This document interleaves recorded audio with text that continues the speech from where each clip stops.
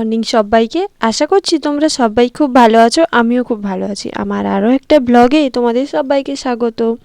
কেমন আছো তোমরা সবাই? আমাকে অবশ্যই কমেন্ট করে জানিও। ইউটিউব আর ফেসবুকে বোধহয় আমার এটা অনেকটাই লং ভিডিও হবে জানি। তোমরা হয়তো ভাবছো কোথায় আর এটা লং, এর থেকেও আরও কত লং ভিডিও সবাই পোস্ট করে।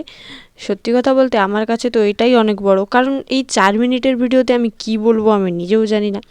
যাই হোক, ভিডিওটা শুরু করলাম, কারণ তোমরা সবাই জানো ইউটিউবে ওয়াচ টাইম পূরণ করার জন্য লং ভিডিও তো পোস্ট করতেই হবে। তো কোনো কিছু উপায় না পেয়ে আমিও ভাবলাম চলো পোস্ট করেই ফেলি। যাই হোক, একটা ব্লগ ভিডিও তৈরি করলাম। একটু বড় লাগলে বা তোমাদের শুনতে খারাপ লাগলেও শুনে নিও প্লিজ। সেদিন ছিল আমার নাইট শিফট। আমি যখন সকালবেলা জানলার দিকে তাকিয়ে দেখি, বাবা সে তো আকাশ যেন ভেঙেই পড়েছে, একদম অনবরত বৃষ্টি হতেই আছে। মাঝখানে একটু কমেছিল, ভাবলাম চলে যাওয়া যাবে, তো সেই জন্য পিসি বাড়ি বেরিয়ে পড়লাম। মানে এমন একটা কাজ ছিল যে আমাকে যেতেই হবে, এইরকম একটা ব্যাপার। তাই জন্য একদম সব বাধা বিপত্তি পেরিয়ে আমি একদম চলে গেছি পাঁশকুড়া স্টেশনে। পাঁশকুড়া স্টেশনে নেমে তারপরে আমি পিসিকে জিজ্ঞাসা করলাম কোথায় কি বাস ধরবো, কারণ পাঁশকুড়া থেকে না আমি কখনো এই পাশে আসিনি। তো তাই জন্য একটু ভাবছিলাম কোথায় কি, মানে কাকে জিজ্ঞাসা করব। তারপরে পিসিকেই জিজ্ঞাসা করলাম। তো তারপরে দেখো, এটা হলো সেই লোয়াদার ব্রিজ। জানো তো, ছোটোবেলা থেকে না এই ব্রিজটায় অনেক অনেক অনেক স্মৃতি আছে আমাদের 4 বোনে। আমরা যখনই ছুটি পেতাম, ছুটির ফাঁকে আমরা যখনই পিসি বাড়ি আসতাম, পিসি বাড়ি এলেই এই ব্রিজে আমরা আসতাম আড্ডা দিতে। আর এই নদীর পাড়ে বসে বসে আমরা অনেক অনেক সন্ধ্যা পর্যন্ত আড্ডা দিয়েছি। খুব একটা দূরে নয় নদীর পাড় থেকে আমার পিসি বাড়ি, তো তাই জন্য আমরা 4 বোনেরা সাইকেলে করেই চলে আসতাম মাঝে সাঝে এইখানে ঘুরতে।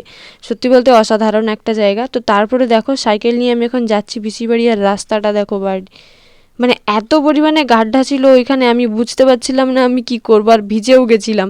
মানে কোন দিক দিয়ে যাব, রাস্তাটা আমার চেনাও নয়। তো ভাবছিলাম সাইকেল নিয়ে যেতে যেতে যদি কোথাও গাড্ডায় পড়ে যাই। যাই হোক, তারপরে আমি পৌঁছে গেলাম পিসি বাড়িতে।